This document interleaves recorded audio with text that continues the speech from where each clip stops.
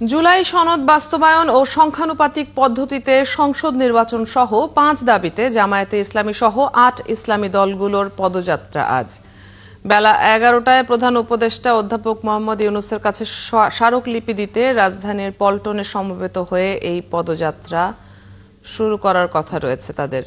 জামায়াতের সঙ্গী অন্য দলগুলো হলো ইসলামী আন্দোলন বাংলাদেশ, খেলাফত মজলিস, বাংলাদেশ খেলাফত মজলিস, বাংলাদেশ খেলাফত আন্দোলন, বাংলাদেশ নেজামে ইসলাম পার্টি, জাতীয় গণতান্ত্রিক পার্টি ও বাংলাদেশ ডেভেলপমেন্ট পার্টি। গত সোমবার রাজধানীর পুরানা পল্টনে বাংলাদেশ খেলাফত মজলিসের কেন্দ্রীয় কার্যালয়ে এক সংবাদ সম্মেলনে এই কর্মসূচি ঘোষণা করেন দলগুলোর নেতারা। পদযাত্রার খবর রাখছেন সহকর্মী মাইনুল মারুফ, তার সঙ্গে যুক্ত হচ্ছে সবশেষ খবরের জন্য। মাইনুল, পদযাত্রা শুরু হয়েছে কিনা, এখন কোথায় অবস্থান করছে আর কি কি দাবি আছে এই পদযাত্রায়?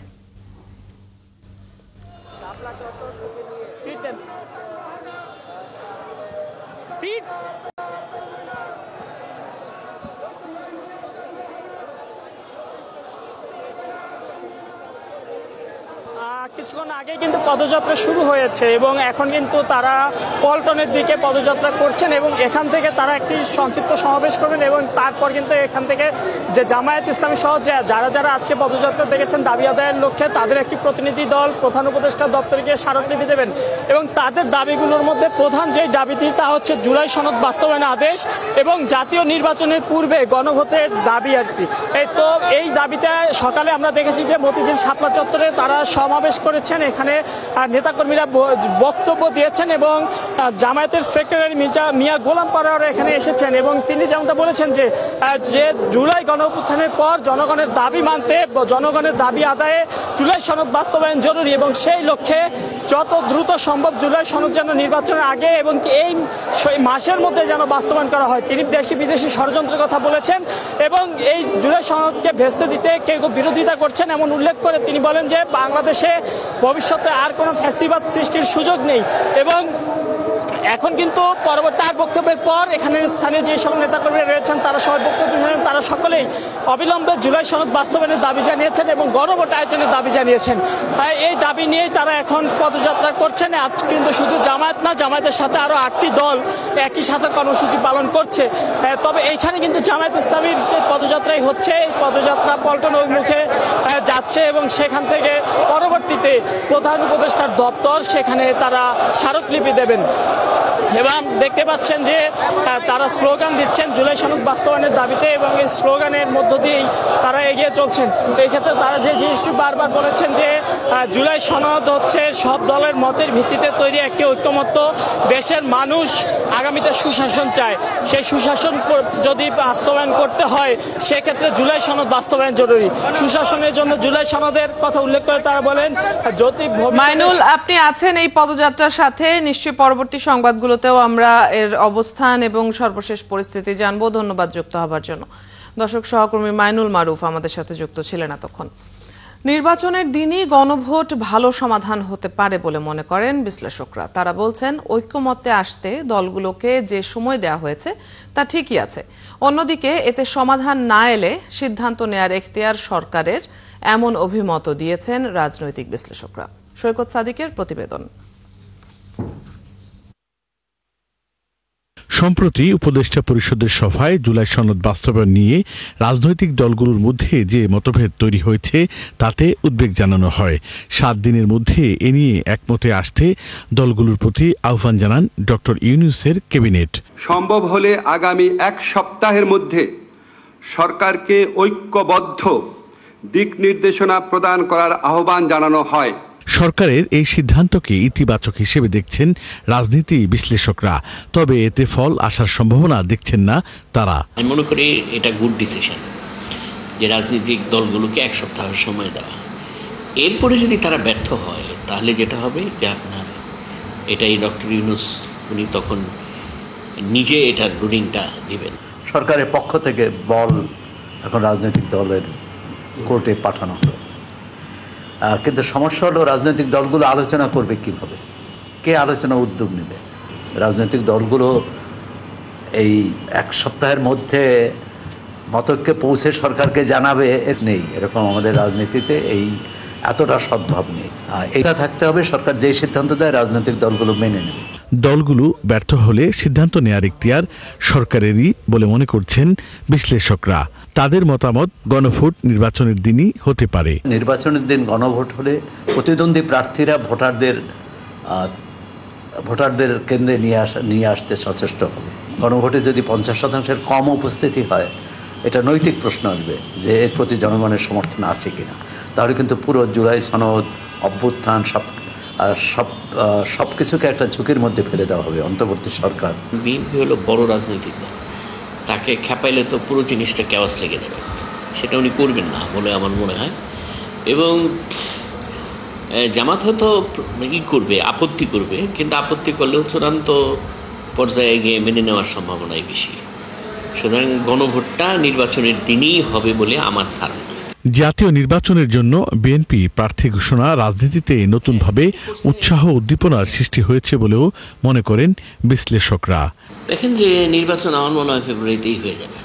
এটা পিছানোর হিসাবে কেন পিছানোর মতো কোনো গ্রাউন্ড তো নেই। নির্বাচনী ট্রেনে বাংলাদেশ উঠে গেছে, এখন সবারই উচিত নির্বাচনী যুদ্ধে ঝাঁপিয়ে পড়া। সৈকত সাদিক, ৭১, ঢাকা। ব্রাহ্মণবাড়িয়ায় পুরুষ ভোটারের প্রায় সমান ভোটার হলেন নারী। তাই মনে করা হচ্ছে নারী ভোটাররাই এবার নির্বাচনে মূল ফ্যাক্টর হিসেবে কাজ করবেন। এদিকে নির্বাচনের মাধ্যমে দেশে আবার গণতান্ত্রিক ব্যবস্থা প্রতিষ্ঠিত হওয়ার স্বপ্ন দেখছেন এই নারী ভোটাররা। তারা চান সমাজ কাঠামো ও রাষ্ট্র ব্যবস্থার পরিবর্তনে সর্বত্র নারীদের অংশগ্রহণ নিশ্চিত হোক। জালালউদ্দিন রুমি তথ্য ও ছবিতে প্রতিবেদন। আসন্ন জাতীয় সংসদ নির্বাচন নিয়ে ভাবতে শুরু করেছেন ব্রাহ্মণবাড়িয়ার নারীরা। চলছে প্রার্থী নির্বাচনে নিখুঁত পর্যবেক্ষণ আর নানা হিসেব নিকেশ। নারী ভোটাররা বলছেন গণতান্ত্রিক ও মানবিক রাষ্ট্রের জন্য নির্বাচন অপরিহার্য, কিন্তু নারী ভোটারদের অংশগ্রহণ ছাড়া দেশের প্রকৃত উন্নয়ন সম্ভব নয়। তাই তারা আশা করছেন গণতান্ত্রিক পদ্ধতিতে আগামীর সরকার নির্বাচিত হবেন। এই বছর আমি প্রথম ভোট দিতে যাচ্ছি। আমি চাইবো একজন ভালো সরকার আমাদের আসুক এবং আমাদের নিরাপত্তা নিয়ে তিনি চিন্তা করুন। নারী হিসেবে যাতে রাস্তাঘাটে চলতে পারি, সুন্দরভাবে হাঁটতে পারি, মানুষের যাতে কোনো ক্ষতিগ্রস্ত না হয়, এটাই সুন্দরভাবে ভোট যেতে হয়, আমরা যাতে ভোট দিতে পারি। পাশাপাশি নারীর নিরাপত্তাহীনতার সংখ্যা নিরসন, নারীর শিক্ষার প্রসার বাড়ানো, কর্মসংস্থান সৃষ্টি, অধিকার ও মর্যাদা রক্ষায় নতুন সরকার ভূমিকা রাখবে, সেই দাবি নারীদের। সেই সাথে নারী ভোটাররা যেন অবাধে ভোট কেন্দ্রে গিয়ে তাদের ভোট দিতে পারেন, সেই পরিবেশ চান তারা। সামনে নির্বাচনে আমাদের একটা চাও, আমরা যাতে ভোট কেন্দ্রে সুন্দরভাবে যেতে পারি এবং নিরাপত্তার সহিত ভোট কেন্দ্রে গিয়ে ভোট দিতে পারি। নতুন যে সরকার আসবে তার কাছে আমাদের একটাই দাবি, নারীদের স্বাধীনতা যেন বজায় রাখে এবং নারীরা যেন স্বাধীনভাবে রাস্তায় চলাচল করতে পারে, তার জন্য সুষ্ঠু ব্যবস্থা করে দিন। আগামী নির্বাচনে নির্বাচিতরা নারীদের সমাজের মূল স্রোতে নিয়ে আসবে, এমনটাই প্রত্যাশা নারী ভোটারদের। সরকারের কাছ থেকে আমরা একটা সম্পূর্ণ গণতান্ত্রিক সরকারই চাইবো, যে সরকার নারী স্বাধীনতায় বিশ্বাস করবে এবং নারীদের মানে সমাজের মূল স্রোতে নারীদেরকে নিয়ে আসার জন্য সমাজ কাঠামোটা এবং রাষ্ট্রীয় ব্যবস্থাপনা উন্নতির জন্য আমি বিশ্বাস করি যে সর্বক্ষেত্রে নারীদের ভূমিকা থাকাটা একান্ত প্রয়োজন। ব্রাহ্মণবাড়িয়ার 6টি নির্বাচনী আসনে মোট ভোটার সংখ্যা 25,43,309 জন। এর মধ্যে নারী ভোটার রয়েছেন 12,14,202 জন। মনিরা কাজুরি, ৭১। তত্ত্বাবধায়ক সরকার ব্যবস্থা ফেরাতে নবম দিনের আপিল শুনানি চলছে। শুনানি করছেন অ্যাটর্নি জেনারেল মোহাম্মদ আসাদুজ্জামান। সকালে প্রধান বিচারপতি ডক্টর সৈয়দ রেফাত আহমেদের নেতৃত্বাধীন 7 বিচারপতির বেঞ্চে এই শুনানিতে অংশ নিচ্ছে রাষ্ট্রপক্ষ। গতকাল আপিলকারীদের 8ম দিনে এসে শুনানি শেষ করে। পরে আংশিক শুনানি করেন অ্যাটর্নি জেনারেল মোহাম্মদ আসাদুজ্জামান। বলেন, তত্ত্বাবধায়ক সরকার বাতিলের সিদ্ধান্ত ছিল রাজনৈতিক উদ্দেশ্য প্রণোদিত এবং কোনো একটি দলকে বিশেষ সুবিধা দিতে করা হয়েছিল। এখন জুলাই পরবর্তী বাস্তবতায় সংখ্যাগরিষ্ঠ জনগণ চায় তত্ত্বাবধায়ক সরকারের প্রবর্তন। বলেন, সংবিধান কোনো বাইবেল নয়, গণ আকাঙ্ক্ষার প্রেক্ষাপটে তা পরিবর্তনযোগ্য। এর আগে সকালে শেষ হয় আপিলকারীদের পক্ষের শুনানি। বৃহস্পতিবার প্রধান বিচারপতির নেতৃত্বাধীন আপিল বিভাগে রাষ্ট্রপক্ষ অসমাপ্ত বক্তব্য উপস্থাপন করবেন। এর আগে তত্ত্বাবধায়ক সরকার বাতিল করে দেয়া রায়ে প্রতারণা করা হয়েছে। দেশি বিদেশি যে কোনো আদালতে তা বাতিল হয়ে যাবে, শুনানিতে বলেন আপিলকারীদের আইনজীবী। এ বিষয়ে আরো জানাতে আমাদের সাথে যুক্ত হচ্ছেন সহকর্মী সৈকত সাদিক। সৈকত, আজকের শুনানি নিয়ে অ্যাটর্নি জেনারেল কি বলছেন?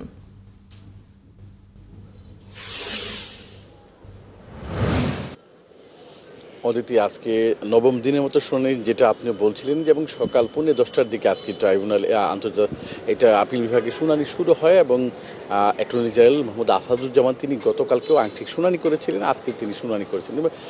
যদিও তিনি গতকালকে বলেছিলেন যে রাজনৈতিকভাবে তত্ত্বাবধায়ক সরকার ইস্যুর যে জাজমেন্টটা সেটা ম্যানিপুলেট করা হয়েছিল, সেটা কিন্তু আজকেও তিনি আদালতে বলেছেন যে এই তত্ত্বাবধায়ক সরকার যে ব্যবস্থা বাতিল হয়েছে ত্রয়োদশ সংশোধনের মাধ্যমে, এটা যে সম্পূর্ণ রাজনৈতিকভাবে এই রায়টা দেয়া হয়েছিল সে বিষয়ে তিনি তার ব্যাখ্যা দেন। তার আইনি যে শুনানি সাবমিশন সেটা তিনি তুলে ধরেন এবং তিনি বলেন যে জুলাই অভ্যুত্থানে কী কারণে এই শেষ পর্যন্ত এই অবস্থা হলো আর কি। তো 2008 সালের আগ পর্যন্ত তত্ত্বাবধায়ক সরকার ছিল, তখন আওয়ামী লীগ সরকারে সেই তত্ত্বাবধায়ক সরকার ব্যবস্থা বাতিল করার পর অনেক রাজনৈতিক দল নির্বাচন অংশগ্রহণ করতে পারেননি বা সব দলের অংশগ্রহণে নির্বাচন হয়নি। এরপরে জামাতকে নিষিদ্ধ করা হয়েছে, এরপরে অন্যান্য যে নির্বাচনগুলো একদলীয় সরকারের অধীনে হয়েছে সেই বিষয়ের পরে কিভাবে যে 5ই আগস্ট জুলাই অভ্যুত্থানের পর এই নতুন বাংলাদেশ তৈরির মাধ্যমে যে এইভাবে এখন যে পরিস্থিতি আছে সে সব কিছুই তিনি তুলে ধরলেন। এর বাইরেও তিনি অন্যান্য আরও বিভিন্ন বিষয় দিয়ে তিনি ব্যাখ্যা দিয়ে বলে দিয়েছেন কীভাবে তত্ত্বাবধায়ক সরকার ব্যবস্থা বাতিল করে গণতন্ত্র ধ্বংস করা হয়েছিল। সেসব বিষয়ে তিনি কিন্তু কিছুক্ষণ আগে শুনানি আজকে বিরতির আগ পর্যন্ত শেষ করেছেন এবং তিনি বারবার যে বিষয়টা নিয়ে এসেছেন যে তত্ত্বাবধায়ক সরকার ব্যবস্থা কেন দরকার, কেন তত্ত্বাবধায়ক সরকার ব্যবস্থায় বাংলাদেশের রাজনীতির জন্য দরকার। যদিও প্রধান বিচারপতির নেতৃত্বাধীন আপিল বিভাগ কিন্তু আগে অন্যান্য শুনানিতে অন্যান্যদের বলেছে যে তারা তত্ত্বাবধায়ক সরকার বিষয়তে তারা একটা স্থায়ী সমাধান চান। গতকালকে বিএনপির পক্ষ থেকে যে শুনানি করেছিলেন ব্যারিস্টার রুহুল কুদ্দুস কাজল, তারাও তত্ত্বাবধায়ক সরকারের পক্ষে, যদিও আগামী নির্বাচনটা কোন পদ্ধতিতে হবে সেটা নিয়ে অন্য যেসব পক্ষ এর আগে শুনানি করেছিলেন তারা বলেছিলেন তত্ত্বাবধায়ক সরকার ব্যবস্থা সবাই চান, সবাই স্থায়ী সমাধান চান, কিন্তু আগামী নির্বাচনটা সেটা যাতে এই অন্তর্বর্তী সরকার অধীনে হোক, এটা অন্যান্য পক্ষগুলো বলেছে। আজকে যেহেতু রাষ্ট্রপক্ষ পুরোপুরি শুনানি এখনও বাকি রয়েছে, বিরতি চলছে 11:40 পর্যন্ত, এরপরে আবার যখন প্রধান বিচারপতির নেতৃত্বাধীন আপিল বিভাগে আবার শুনানি শুরু হবে এবং হয়তো 1টা পর্যন্ত শুনানি শুরু হবে, সেই সময় এই তত্ত্বাবধায়ক সরকারের ইস্যু নিয়ে আরও আইনি ব্যাখ্যা এই অ্যাটর্নি জেনারেল বা ডেপুটি অ্যাটর্নি যারা আছেন রাষ্ট্রপক্ষে, যেহেতু আজকে শুনানি, সেই বিষয়গুলো কিন্তু আমরা পরবর্তী সংবাদে আবার তুলে ধরবো। অতীতে এখন পর্যন্ত যে অবস্থা হচ্ছে যে প্রায় 1 ঘন্টার বেশি সময় শুনানি হয়েছে, এখন বিরতি চলছে আপিল বিভাগে। সৈকত, আপনি আছেন সেখানে এবং সেখানকার খবরাখবর রাখছেন, নিশ্চয়ই পরবর্তী সংবাদগুলোতে আবারও কথা হবে। দর্শক, সহকর্মী সৈকত সাদিক আমাদের সাথে যুক্ত ছিলেন আদালত প্রাঙ্গণ থেকে। বরিশালে অপসো স্যালাইন ফার্মাসিউটিক্যালসে টানা 4 দিনের শ্রমিক আন্দোলনের সমঝোতা হয়নি। আঞ্চলিক শ্রম দপ্তরের বৈঠকে মালিক পক্ষের প্রতিনিধিরা জানিয়েছেন ছাঁটাই করা কর্মচারীদের তারা ফেরত নিতে পারবেন না। অপরদিকে শ্রমিকদের দাবি যে কোনো মূল্যে ফের চাকরি ফেরত পেতে হবে, দরকার হলে তারা আরও বৃহত্তর আন্দোলনে ডাক দেবে। বিধান সরকারের প্রতিবেদন। ছাঁটাই হওয়া শ্রমিকদের সাথে আন্দোলনের শুরুতেই থাকা বাসদের সদস্য সচিব মনীষা চক্রবর্তী বলেন, বিগত 40 বছরে কারখানায় এমন শ্রমিক ছাঁটাই হয়নি। মাসখানিক হলো শ্রমিকরা ট্রেড ইউনিয়ন করায় মালিকের এমন সিদ্ধান্ত।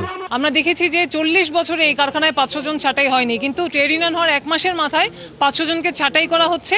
আমরা মনে করি এটা সম্পূর্ণভাবে ট্রেড ইউনিয়ন হওয়ার কারণেই হচ্ছে, যে কারণে মালিক 20 কোটি টাকা দিতে রাজি আছে কিন্তু এই শ্রমিক কারখানায় রাখতে রাজি নাই। আর মালিক পক্ষের প্রতিনিধিরা জানান, লোকসানের কারণে ছাঁটাই করা শ্রমিকদের আর কাজে ফেরানোর ইচ্ছে নেই। শ্রমিকদের যে 26-এর 3 ধারা আছে, ওই ধারা যে তার যে পাওনা আছে আমরা যদি বলে কালকে বুঝিয়ে নেবেন, কালকে দিয়ে দেবো। একদম সম্পূর্ণ একদম লতে যা আছে, একটা শ্রমিক তার ন্যায্য অধিকার যা আছে আমরা সম্পূর্ণ দিয়ে দেবো। তবে বৈঠকে শ্রমিকদের সাথে উপস্থিত রাজনৈতিক দলের নেতারা বলেন, ছাঁটাই করা শ্রমিকদের কাজে ফেরাতে হবে, নতুবা এই আন্দোলন বরিশালের সব কারখানায় ছড়িয়ে যাবে। প্রতিনিধি বসছিল এবং তারা চাকরি শ্রমিকদেরকে পুনর্বহালের ক্ষেত্রে তারা কোনো কথা দিতে পারছে না। আমাদের না মানা হয়, আমি ডিডি সাহেবকেও বলেছি, ওনাদের মালিক পক্ষ থেকে যারা এসেছে তাদেরকেও বলেছি, যদি দাবি না মানা হয় তাহলে প্রতিটা রাস্তাঘাট বন্ধ হয়ে যাবে। তবে চাকুরিহারা শ্রমিকদের আকুতি বেতন পায়নি বলে দিন চলে না। চাকরিচ্যুতের খবর শুনে অসুস্থ হয়ে পড়েছে স্বজনরা। তারা চাকরি ছাড়া আর কিছুই চান না।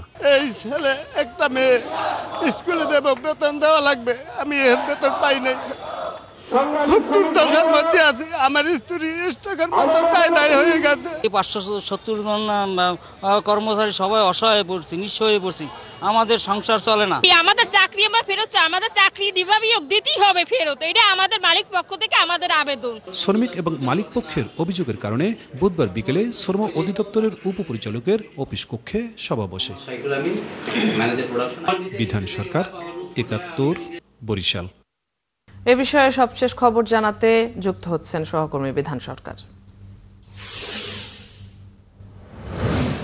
বিধান, শ্রমিক আন্দোলনের সবশেষ কি অবস্থা দেখছেন? ছাঁটাই করা কর্মচারীদের বিষয়ে মালিক পক্ষ কোনো সিদ্ধান্ত নিয়েছে কিনা?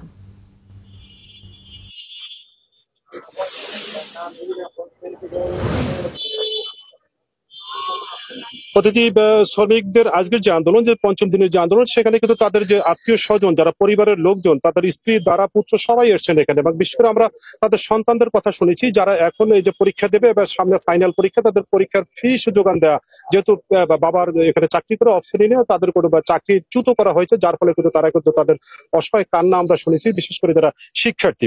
এবং এখানে ইতিমধ্যেই বাসদের সদস্য সচিব বরিশাল চক্রবর্তী তিনি এসেছেন। আসার পরে শ্রমিকদের মধ্যে আরো একটা উৎফুল্ল ভাব এসছে এবং আজকের ঠিক 2:30টায় আবার মালিক পক্ষের সাথে বৈঠক হবে শ্রম অধিদপ্তর এবং সেখানে উপপরিচালকের দপ্তরে। সেখান থেকে কি সিদ্ধান্ত আছে সেটা জানা যাবে বা পরবর্তী পর্যায়ে এরপর আমরা জানাতে পারবো। কিন্তু এখন দেখা যায় যে শ্রমিকদের যে পরিবার বা স্বজন যারা আসছেন, তারা কিন্তু এই যে থালা নিয়ে তারা বলছে যে আমাদের খাবার দিতে হবে। এবং এই নিয়ে অতিথি, আমি একজন শ্রমিকের কন্যার কথা শুনবো। তুমি কোন ক্লাসে পড়ো এবং কি অবস্থা তোমার পড়াশোনার, এবং তোমার বাবার তো চাকরিচ্যুত হয়েছে, এখন কি অবস্থা, পরিবার কেমন চলে? আমি বর্তমানে অনার্স 2য় বর্ষে পড়াশোনা করি। আমার পরিবারের সদস্য সংখ্যা হচ্ছে 7 জন। তো আমরা হচ্ছে 4 ভাই বোন পড়াশোনা করি। আমার মেজ বোন বর্তমানে ইন্টারে পড়ে, ও হচ্ছে সামনে এইচএসসি পরীক্ষা দেবে। এখন এমন অবস্থায় হঠাৎ করে বাবার চাকরি চলে যাওয়ার কারণে আমাদের পড়াশোনা একদম বন্ধ হয়ে যাওয়ার উপক্রম হয়েছে। তো সামনে যেহেতু আমার বোনের এসএসসি পরীক্ষা, তো ওইখানে আমাদের অনেক পাওনা বকেয়া আছে, তারপর আমার কলেজের অনেক পাওনা বকেয়া আছে। এমন অবস্থায় কোম্পানি হচ্ছে বেতনও দিচ্ছে না। তো এখন হচ্ছে এই টাকার উপরে নির্ভর করতে হয়, যেহেতু আমার বাবা একজন কর্মরত, এখানে একজনই, ওনার টাকাতেই হচ্ছে আমাদের সংসার চলতেছে। তারপরে বাসায় হচ্ছে বাজার সদাই কিছুই নাই। তো আমরা বিগত অনেকদিন যাবতই হচ্ছে একটু দুর্ভোগের মধ্যে আছি। অতিথি, শুনলেন যে এই যে শিক্ষার্থীর কথা, তারা তো পরিবার কিন্তু দুর্ভোগেই আছে, টানাপোড়েনের সংসার। এমনিতেই এখানে বেতন সর্বোচ্চ 20 থেকে 22,000 টাকা শ্রমিকদের বেতন। এই বেতনে এই সময় কিন্তু সংসার চলে না। এবং আমরা আমাদের সাথে বাসদের যে সদস্য সচিব বরিশাল চক্রবর্তী আছেন, ওনার সাথে একটু কথা শুনবো। দিদি, আজকের কখন আবার বৈঠকে কোনো সিদ্ধান্ত হবে কিনা? গেল দিন তো কোনো সিদ্ধান্ত হয়নি। দেখুন, আমরা তো অবশ্যই আশা করি যে মালিক এই শ্রমিকদের, আপনারা দেখেছেন যে সন্তানেরা, তারা একেবারেই এই চাকরির উপর নির্ভরশীল। প্রত্যেকটা পরিবার, ছোট ছোট বাচ্চা থেকে শুরু করে অনার্স ইন্টারমিডিয়েট পর্যন্ত কিন্তু এই চাকরির উপর নির্ভর করেই তারা পড়ালেখা করছে। আজকে তারা রাস্তায় এসে বসেছে। এই চিত্র দেখার পরও যদি মালিক পক্ষ তাদের সিদ্ধান্ত না বদলান, তারা যদি অনড় থাকেন, তাদের জেদ করে তারা আজকে এই 500 শ্রমিকের জীবনে এরকম একটা ভয়ঙ্কর পরিস্থিতি তৈরি করতে চান, তাহলে আমরা মনে করি যে এটার ফলাফল আসলে কোনো দিক থেকেই ভালো হচ্ছে না। আমরা আশা করব যে মালিকের শুভবুদ্ধির উদয় হবে এবং আজকের বৈঠক থেকে আমরা গতকালও তাদেরকে যে কথা বলেছি, চাকরি ফেরত দেওয়ার বিষয়ে যে সিদ্ধান্ত, সেদিকে তারা অগ্রসর হবে। আপনি শুনলেন যে মনীষা চক্রবর্তী উনিও চাচ্ছেন যে আজকের যে বৈঠক হবে, সেই বৈঠকের মধ্য দিয়ে যাতে শ্রমিকরা তাদের চাকরি ফিরে পেতে পারে, তাদের যে দাবিটা, তাদের যে 5 দিনের যে অনশন কর্মসূচি, তারা যে এখানে আছেন, এখানে তাদের কারখানার সামনে, কারখানা বন্ধ, তার সামনেই তারা এখানে রাত দিন কিন্তু এখানে অবস্থান করতেছে। এবং তারা চাচ্ছেন যে তাদের চাকরি ফিরে দিলে আর কোনো ধরনের এখানে কোনো কর্মসূচি থাকবে না তাদের, তা নাহলে কিন্তু তারা বড় ধরনের কর্মসূচি, এবং তারা ঢাকা লং মার্চ করার জন্য তারা কিন্তু প্রস্তুত আছেন। অদিতি, বিধান, আপনার কাছ থেকে আমরা এই আন্দোলনের সবশেষ খবর জানছিলাম। আপনি সংবাদ সংগ্রহ করছেন, নিশ্চয়ই পরবর্তীতে আবারও কথা হবে। দর্শক, বরিশাল থেকে সহকর্মী বিধান সরকার আমাদের সাথে যুক্ত ছিলেন এতক্ষণ। চট্টগ্রাম বন্দরের ঘোষিত 41% ট্যারিফ নিয়ে বন্দর ও ব্যবসায়ীদের মধ্যে সৃষ্ট জটিলতার অবসান হতে যাচ্ছে। অসন্তোষ নিরসনে 10ই নভেম্বর চট্টগ্রামে ব্যবসায়ীদের বৈঠক করবেন নৌ পরিবহন উপদেষ্টা। এছাড়াও অযৌক্তিকভাবে ভাড়া বাড়ানো 21টি বেসরকারি অফডক মালিকদের সংগঠন বিগডাকে মন্ত্রণালয়ে ডেকে ভাড়া বাড়ানোর জবাব দিতে বলা হয়েছে। চট্টগ্রাম বন্দর কর্তৃপক্ষ ও নৌ পরিবহন মন্ত্রণালয়ের সূত্রে এসব তথ্য নিশ্চিত হওয়া গেছে। সাইফুল ইসলাম শিল্পীর প্রতিবেদন। চট্টগ্রাম বন্দর ব্যবহারকারী আমদানি রপ্তানিকারকদের অভিযোগ, দীর্ঘ ৩৯ বছর পর সম্প্রতি চট্টগ্রাম বন্দর ট্যারিফ বাড়ালেও তা ছিল নিয়মের চেয়ে অনেক বেশি। 1 মাস পিছিয়ে গত 15 অক্টোবর থেকে এটি কার্যকর করা হয়েছে। বিদেশি কন্টেন্ট প্রতিষ্ঠানের সুপারিশে নতুন 41% ট্যারিফ বাস্তবায়নের 1 মাসের মধ্যে ব্যবসায়ীদের অব্যাহত আন্দোলন ও চাপের মুখে অবশেষে আলোচনা সভায় বসতে হচ্ছে চট্টগ্রাম বন্দরকে। পরিবহন মন্ত্রণালয়ের মাননীয় উপদেষ্টা ব্রিগেডিয়ার জেনারেল শাকাওয়াত স্যার আগামী 10ই নভেম্বর চট্টগ্রাম বন্দর সফর করবেন। চট্টগ্রাম বন্দরের বিভিন্ন প্রোগ্রামের পাশাপাশি সেদিন বিকালে উনি স্টেক হোল্ডারদের সাথে একটা সভায় মিলিত হবেন, সেখানে পোর্ট চার্জেস, ট্যারিফ এ সকল বিষয়ে দিয়ে আলোচনা। ব্যবসায়ীদের অভিযোগ, প্রতি কেজি আমদানি পণ্যে মাত্র 12 পয়সা করে ট্যারিফ বেড়েছে বলে বন্দর দাবি করলেও প্রকৃত অর্থে বেড়েছে 41 থেকে 60%। বন্দর এবং অফডকগুলোর বাড়তি ট্যারিফ দেশের আমদানি রপ্তানি বাণিজ্যকে যেমন বিপর্যস্তর মুখে ফেলেছে, তেমনি অনিশ্চিত করে তুলেছে নিত্য প্রয়োজনীয় পণ্যের দাম নিয়ন্ত্রণ। এ অবস্থায় গত মাসের শেষের দিকে বন্দরের প্রবেশ গেট ভাড়া বেড়ে যাওয়ায় ধর্মঘট ডেকে বন্দর এক প্রকার অচল করে দিয়েছিল পরিবহন মালিক শ্রমিকরা। একটা LCL কন্টেনার হ্যান্ডেল করতে আগে আমাদের $292 বন্দরকে চার্জ দিতে হতো ডিসচার্জ করার ক্ষেত্রে। এখন সেই চার্জটা বেড়ে $1335 বা সামথিং, ভ্যাট সহ সেটা $1584, এবং এই চার্জটা ওশান ফ্রেট থেকে অনেক বেশি হয়ে গেছে। এদিকে চট্টগ্রাম বন্দর কর্তৃপক্ষের মতে 3 যুগেরও বেশি সময় চট্টগ্রাম বন্দরে কোনো ধরনের শুল্ক বাড়ানো হয়নি, কিন্তু বর্তমানে মার্কিন ডলারের সঙ্গে টাকার দরের তারতম্যের কারণে 41% ট্যারিফ বৃদ্ধি করা হয়েছে। আমরা অনুমোদনহীনভাবে আমাদের রেট বৃদ্ধি করিনি। বেসরকারি অবডকগুলো অন্যান্য বেসরকারি খাতের মতোই তাদের রেট রিভিউ করেছে, যেহেতু তাদের ব্যয় বৃদ্ধি পেয়েছে। আমরা এই কথাটাই নৌপরিবহন মন্ত্রণালয়কে বলার চেষ্টা করব যে এই বৃদ্ধি ছাড়া আমাদের পক্ষে বেসরকারি অবডকগুলোর অপারেশন চালানো কোনোভাবেই সম্ভবপর নয়। নৌ পরিবহন উপদেষ্টার এই উদ্যোগকে ঘিরে ব্যবসায়ী মহলে আশাবাদ তৈরি হয়েছে। আলোচনার মাধ্যমে ভারসাম্যপূর্ণ সমাধান পাওয়া গেলে ব্যবসায়ী ও বন্দর দুপক্ষই উপকৃত হবে। এতে রপ্তানিমুখী অর্থনীতির নতুন গতি পাবে আশা করছেন সংশ্লিষ্টরা। শাকিলা শম্পা, ৭১। সিলেটের আদালতে জামিন জালিয়াতি করে গ্রেপ্তার হয়েছে আনহার মিয়া নামে এক ব্যক্তি। ৭১-এর অনুসন্ধানে বের হয়েছে 3 বছর আগের একটি মামলায় আদালতের জামিন না নিয়ে ভুয়া কাগজ তৈরি করে থানায় জমা দিয়েছে একটি ভুয়া রিকল। পুলিশ বিষয়টি নিশ্চিত করার পর আইনজীবীরা বলছেন, সিলেটের আদালত পাড়ায় এরকম জালিয়াতের সংখ্যা ক্রমশ বাড়ছে। হোসাইন আহমেদ সুজাদের প্রতিবেদন, ক্যামেরায় ছিলেন তারেক আহমদ সানি। সিলেটের বিশ্বনাথ উপজেলার মৌলভীখাও এলাকার বাসিন্দা আব্দুল মোনাফ 2023 সালের 31 জুলাই নিজের উপর হামলার অভিযোগ এনে বিশ্বনাথ থানায় একটি মামলা দায়ের করেন। সেখানে আসামি করা হয় একই এলাকার বাসিন্দা আনহার মিয়া সহ 8 জনকে। আব্দুল মোনাফ জানান, মামলায় আনহার মিয়া ছাড়া অনেকে আদালত থেকে জামিন নিয়েছেন, আর আনহার তার ভুয়া জামিনের কাগজ বানিয়ে আদালতের সিল নকল করে একটি রিকল পাঠান পুলিশের কাছে। আমরা কোর্টে যখন তাল্লাশি দিছি উকিল সাহেবের মাধ্যমে, তখন দেখা গেছে ভুয়া জামিন 2 নম্বরে কাগজ বানাইয়া ভুয়া জামিন দেখাইয়া এই কোর্টের যে এই তার ওয়ারেন্ট কপি যেটা ওইটা কোর্টে থানায় ফাটাই ওটা আবার ফেরত নিয়ে আইসি।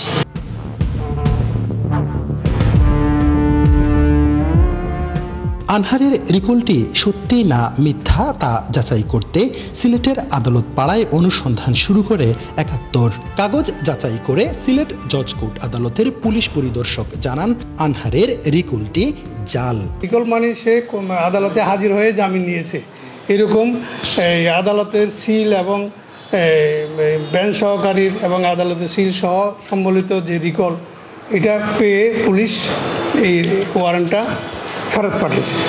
ফেরত পাঠানোর পর এটা মূলত আইসা আমাদের জিআর সেরেস্তার মাধ্যমে সংশ্লিষ্ট কোর্টে এটা যায়।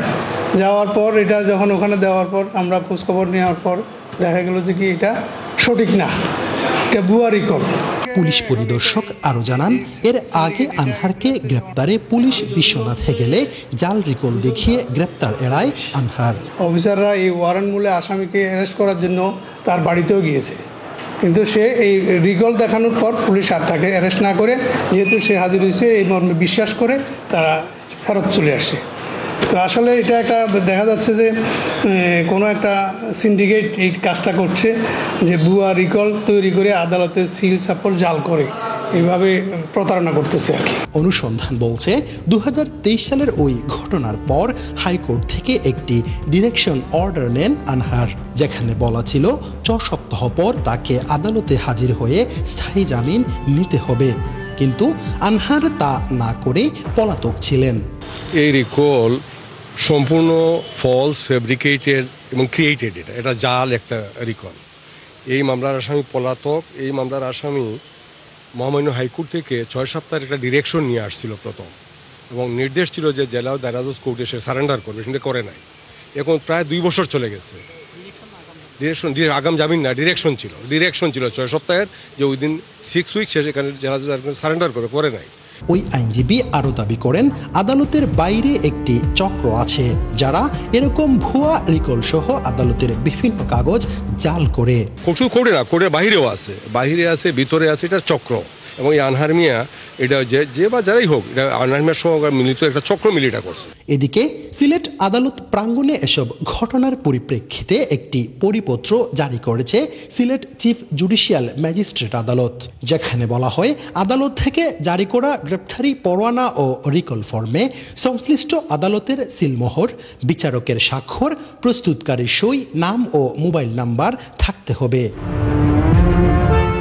এদিকে 71 অনুসন্ধান শুরু করার পর 4 নভেম্বর রাতে বিশ্বনাথে অভিযান চালিয়ে আনহার মিয়াকে আটক করে বিশ্বনাথ থানা পুলিশ।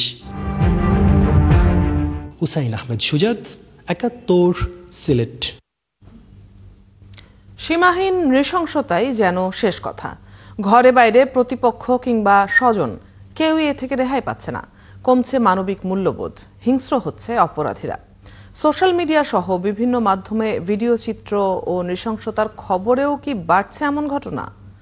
বিশেষজ্ঞরা বলছেন সনাতন সমাজ ব্যবস্থা থেকে আধুনিক সমাজ ব্যবস্থায় উত্তরণ, রাজনৈতিক অস্থিরতা, সামাজিক অসমতা, দ্বন্দ্ব, লোভ ও হতাশা থেকেই মানুষ দিন দিন নৃশংস হয়ে উঠছে। বিস্তারিত শাহনাজ শারমিনের প্রতিবেদনে। নিজের ঘরে ঘুমে কিংবা যাত্রাপথে পরিবহনে নিমেষে গায়েব হয় মোবাইল বা মূল্যবান অলংকার। এই খবর স্ক্রল ডাউন করে নামলেই নিউজ ফিডে ভেসে আসে আরও নৃশংসতা ও বর্বরতার কোনো দৃশ্য। এমন দৃশ্য এই শহরে বা দেশ জুড়ে নিত্য যন্ত্রণার এক অনিবার্য বাস্তবতা। আইনশৃঙ্খলা বাহিনীর পরিসংখ্যানেও মেলে সেই সত্যতা। পুলিশ সদর দপ্তরের তথ্য অনুযায়ী চলতি বছরের জানুয়ারি থেকে সেপ্টেম্বর পর্যন্ত গত 9 মাসে শুধু রাজধানীতে 349টি খুনের ঘটনা ঘটেছে। সবচেয়ে বেশি 75টি খুন হয়েছে জুলাই মাসে। প্রতি মাসে গড় খুন 39 জন, যা গত 10 বছরের মধ্যে সর্বোচ্চ। প্রতিশোধমূলক হত্যার বর্বরতা দেখে গা শিউরে ওঠে। বিশেষজ্ঞরা বলছেন সমাজে সহমর্মিতা ও মানবাধিকার সংকট এ ধরনের প্রবণতা আরও বাড়িয়ে তুলছে। এগুলো যখন করে তখন সেই নিউজটাকে অনেক বেশি গ্লোরিফাই হয় এবং সঠিকভাবে বিচার হয় না। এই বিচার না হওয়া, বিচারভূত থাকাটাই তাকে আরো একটু উৎসাহ দেয় যে এরকম কাজে, যেহেতু এবং একটা হিরো ইমেজ লাভ করে সে, যেভাবে আমি মনে করি যে হ্যাঁ আমি কিছু একটা করে ফেললাম। এই করে ফেলাটা কারা করে? সাধারণত যাদের সেলফ স্টিম কম।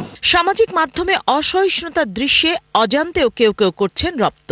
সামাজিক মূল্যবোধ, ডিজিটাল লিটারেসি দরকার এই বর্বরতা হ্রাস করতে। শুধু যে আইনি বিচার তা নয়, সামাজিকভাবে কোনো প্রতিরোধ নেই এবং এগুলোকে মেনে নেওয়া হচ্ছে। দিনের পর দিন প্রশ্রয় দিতে দিতে মানুষের যে নৃশংসতার সাহস সেটা কিন্তু বেড়ে গেছে এবং বেড়ে যাচ্ছে, ক্রমান্বয়ে বেড়ে যাচ্ছে এবং সেটা একটা আমরা বলবো যে একটা প্যান্ডেমিকের পর্যায়ে চলে গেছে এখন। বিচারের দীর্ঘসূত্রতা, সম্পর্কের অবনতি, সীমাহীন লোভ, প্রতিশোধ প্রবণতা ও ক্রোধ সহিংসতার মূল উপাদানগুলোর মধ্যে অন্যতম বলছেন সমাজবিজ্ঞানী। অপরাধ করে, খুব বীভৎস কায়দায় হত্যা করে, অপরাধ করে, অন্যের ক্ষতি করে, বহাল তবিয়াতে আছে এরকম উদাহরণ বা ব্যক্তি চারপাশে তাকালেই তিনি দেখতে পাচ্ছেন। যেটি সমাজ নিয়ন্ত্রণ করে দুইভাবে, একটি হচ্ছে আইনের শাসন দিয়ে, আরেকটি হচ্ছে যে সমাজের মধ্যে যে সামাজিক সম্পর্ক, মানুষের মধ্যে যে সম্প্রীতি, সংহতি বোধ, এটিকে প্রাতিষ্ঠানিকভাবে সামাজিক প্রতিষ্ঠানগুলোকে সম্পৃক্ত করে চর্চা করে। এই দুটির কোনোটিই বাংলাদেশ একটি সন্তোষজনক সূচকে নেই। বিশেষজ্ঞদের মতে ব্যক্তি, পরিবার, সমাজ ও রাষ্ট্রে বৈষম্য দূরীকরণ ও সামাজিক প্রতিরোধ সৃষ্টি না হলে এই বর্বরতার হ্রাস টানা কঠিন। শানা শারমিন, ৭১, ঢাকা। নিউ ইয়র্ক সিটির ইতিহাসে নতুন অধ্যায় রচনা করেছেন জোহরান মামদানি। নবনির্বাচিত মেয়র মামদানি নানা কারণেই আলোচনায়, তবে বিশ্লেষকরা বলেছেন মামদানির এই জয়ের সাথে সাথে তাকে মোকাবেলা করতে হবে গুরুত্বপূর্ণ অনেক চ্যালেঞ্জ। এর মাঝে একটি হলো মার্কিন প্রেসিডেন্ট ডোনাল্ড ট্রাম্পের সাথে রাজনৈতিক দ্বন্দ্ব। এছাড়া অর্থনীতির উন্নতি করা হবে মামদানির জন্য আরেকটি গুরুত্বপূর্ণ চ্যালেঞ্জ। বিস্তারিত মনিরুজ্জামান বাবুর প্রতিবেদনে। মামদানির জয়ের পরপরই সামাজিক যোগাযোগ মাধ্যম ট্রুথ সোশ্যালে ডোনাল্ড ট্রাম্প লিখেছেন, এবার এটি শুরু হলো। আর এর মাধ্যমে আনুষ্ঠানিকভাবে শুরু হলো ট্রাম্প মামদানির মধ্যে রাজনৈতিক দ্বন্দ্ব। এই দ্বন্দ্বই সম্ভবত ৩৪ বছর বয়সী মেয়র ও ট্রাম্পের সম্পর্ক ভবিষ্যতে কোন দিকে মোড় নেবে তা বলে দেবে। যুক্তরাষ্ট্র জুড়ে ডেমোক্র্যাটদের একের পর এক সাফল্যের মধ্যে জোহরান মামদানির ঐতিহাসিক এই জয় এসেছে। এর মাঝেই ডেমোক্রেটিক পার্টির ভবিষ্যৎ নিয়ে আলোচনা শুরু হয়েছে। বিশ্লেষকরা বলছেন, অর্থনীতির উন্নতি করাই হবে মামদানির জন্য গুরুত্বপূর্ণ চ্যালেঞ্জ। ট্রাম্প দ্বিতীয়বার ক্ষমতায় এসে দেশের অর্থনীতি ভালো করার জন্য যে প্রতিশ্রুতি দিয়েছিলেন সেটি পূরণ করতে পারেননি। 12 বছর আগে ডেমোক্র্যাট বিল দে ব্লাসিও নিউ ইয়র্ক সিটির মেয়র নির্বাচনে জিতেছিলেন অর্থনৈতিক ও সামাজিক বৈষম্য দূর করার প্রতিশ্রুতি দিয়ে। কিন্তু 8 বছর পর দা ব্লাসিও জনপ্রিয়তা হারিয়ে মেয়র পদ ছাড়েন। মামদানিকেও এখন সেই একই সীমাবদ্ধতা ও প্রত্যাশার মুখোমুখি হতে হবে।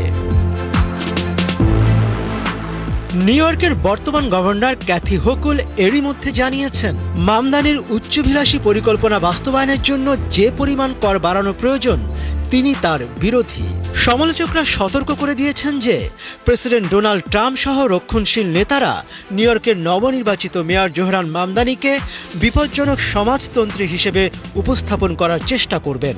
মামদানির সামান্য ভুলও বড় করে দেখাবেন। অন্যদিকে মামদানিকে নিজের দলে থাকা শীর্ষ ডেমোক্র্যাট নেতাদেরও আস্থা অর্জন করতে হবে। তবে এসব চ্যালেঞ্জের আগে আপাতত মামদানির সামনে মূল কাজ হলো নিজেকে জনপরিসরে স্পষ্টভাবে তুলে ধরা। এখনো মার্কিন যুক্তরাষ্ট্রের বড় অংশের কাছে মামদানি এক অচেনা নাম। আগামী জানুয়ারিতে শপথ নেওয়ার পর মামদানির সামনে সুযোগ থাকবে একেবারে নতুন করে নিজের রাজনৈতিক ভাবমূর্তি গড়ে তোলার। মনিরুজ্জামান বাবু, ৭১। বিশ্ব চ্যাম্পিয়ন আর্জেন্টিনা আফ্রিকার দেশ অ্যাঙ্গোলায় যাবে ফ্রেন্ডলি ম্যাচ খেলতে, কিন্তু মাঠে নামার আগে একটি শর্ত মানতে হবে আর্জেন্টিনা দলকে। স্থানীয় রোগ থেকে রক্ষা পেতে লিওনেল মেসি সহ দলের সবাইকে নিতে হবে টিকা। আন্তর্জাতিক স্বাস্থ্যবিধি অনুযায়ী আফ্রিকার মধ্যাঞ্চলে ভ্রমণকারীদের জন্য এই টিকা নেওয়া বাধ্যতামূলক। টিকাগুলোর মধ্যে রয়েছে হলুদ জ্বর, পোলিও, হেপাটাইটিস, টাইফয়েড, কলেরা এবং মেনিনজাইটিসের মতো জটিল রোগের টিকা। এছাড়াও টিম আর্জেন্টিনা চাইলে নিতে পারবে হেপাটাইটিস বি, টিটেনাস, ম্যালেরিয়া ও জলাতঙ্কের টিকাও। ইতিমধ্যেই প্রথম খেলোয়াড় হিসেবে টিকা নিয়েছেন জিওভান্নি লো সেলসো। ফোডেনের জোড়া গোল, হালান্ডের ম্যাজিক আর রায়ান চেরকির ফিনিশিংয়ে ইতিহাদে উড়ন্ত সূচনা ম্যান সিটির। চ্যাম্পিয়ন্স লিগে ঘরের মাঠে বরুসিয়া ডর্টমুন্ডকে ৪-১ গোলে হারিয়েছে পেপ গার্দিওলার শিষ্যরা। ম্যাচের ২২ মিনিটে ডি বক্সের বাইরে থেকে দুর্দান্ত এক শটে গোল করেন ফিল ফোডেন। ৭ মিনিট পর সিটির হয়ে দ্বিতীয় গোলটি করেন হালান্ড। গোল করার পর সাবেক ক্লাবের বিপক্ষে তেমন কোনো উদযাপন করেননি তিনি। চলতি মৌসুমে সব প্রতিযোগিতা মিলিয়ে ১৪ ম্যাচে ১৮ গোল করেন এই গোল মেশিন। দ্বিতীয়ার্ধের ৫৭ মিনিটে আবারও ডি বক্সের বাইরে থেকে দারুণ গোল করে সিটিকে ৩-০ এগিয়ে দেয় ফিল ফোডেন। ৪-১ বড় ব্যবধানে জয় পায় সিটিজেনরা। চলছে সংবাদ সংযোগ। সরাসরি সংবাদ ও অনুষ্ঠান দেখতে চোখ রাখুন ৭১-এর ফেসবুক পেজে এবং সাবস্ক্রাইব করুন ৭১-এর ইউটিউব চ্যানেল। থাকুন ৭১-এর সাথে।